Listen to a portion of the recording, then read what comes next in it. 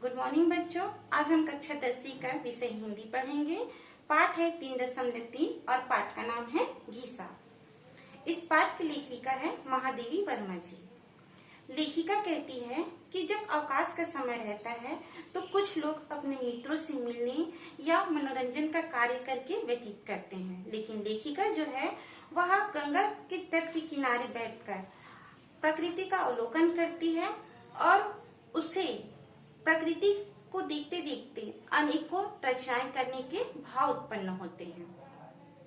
जब वो अनेकों रचनाएं उत्पन्न करने के भाव आ रहे थे उसके मन में, लिखने के लिए उसके मन में जो भाव आ रहे थे, तभी अचानक वहां के कुछ बच्चे लेखिका के पास पढ़ने के लिए आते हैं। लेखिका उन बच्चों के पढ़ने की लगन को देखकर वह उसे पढ़ाने के लिए तैयार हो जाती है। वहीं पर उस खंडहर के किनारे एक पीपल का पेड़ था। उसी पेड़ के नीचे लेखिका कक्षाएं लगाती थी। उस कक्षा में एक घीसा नाम का एक बच्चा भी पढ़ता था जो बहुत ही गरीब परिवार का था। वो उस कक्षा में कुछ और भी बच्चे आते थे जिसके परिवार वाले घीसा से दूर रहने के लिए सख्त मना करते थे कि घीसा से दूर रहना। घीसा का शरीर गठीला और मैला कुचैला कपड़ा पहनता था और उसका मुख मलिन था और रंग पक्का था। घीसा कक्षा लगने से पूर्व पीपल की छाया जहाँ पे कक्षाएं लगती थी वह उसे गोबर और मिट्टी से मिलाकर लिपाई करता था। फिर गंगा के किनारे हाथ पैर धोकर वह पुनः कक्षा में आकर बैठ जाता था। जब लेखिका ने घीसा से पूछा कि तुम्हें घीसा क्यों कहा जाता है या तुम्हारा नाम घीसा क्यों पड़ा, तो घीसा कहता है कि जब उसका जन्म हुआ तो उसके पिताजी नहीं थे। उसके माँ ने उसका पालन पोषण किया। उसकी माँ एक मजदूर है। वह जब काम करने जाती थी तो अब घीसा को लेकर चली जाती थी।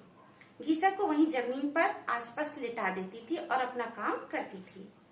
घीसा जो है वो पेट के बल होकर वह सरक कर घिसट घिसट कर अपनी माँ के पास जाने की कोशिश करता था और तब से उसे घीसा कहा जाने लगा। घीसा पढ़ने के लिए बहुत उत्सुक था।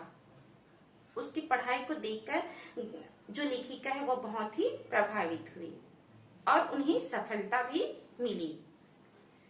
इस कहानी के अंत में जब घीसा अपने लेखिका को, अपने गुरु को कुछ दक्षिणा देना चाहा तो उसने एक तरबूज खरीदा। क्योंकि वो बहुत गरीब था, दक्षिणा देने के लिए उसके पास कुछ भी नहीं था, तो उसने तरबूज देने की सोची, लेकिन उसके पास पैसा भी नहीं था। तो घीसा अपनी जो शर्ट पहना था, जो कुर्ता पहना था, उसको बेचकर वह तरबूज खरीदा और उसी लेखिका को भेंट स्वरूप दिया।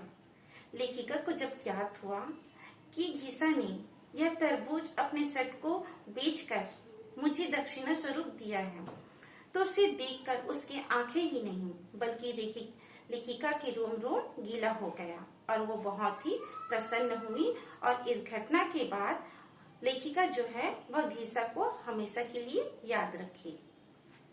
तो बच्चों, ये पाठ पूर्ण होता है। इस पाठ से अगर कोई प्रश्न उत्तर करना है, कुछ पूछना है, तो आप व्हाट्सएप ग्रुप पर पूछ सकते हैं। Thank you.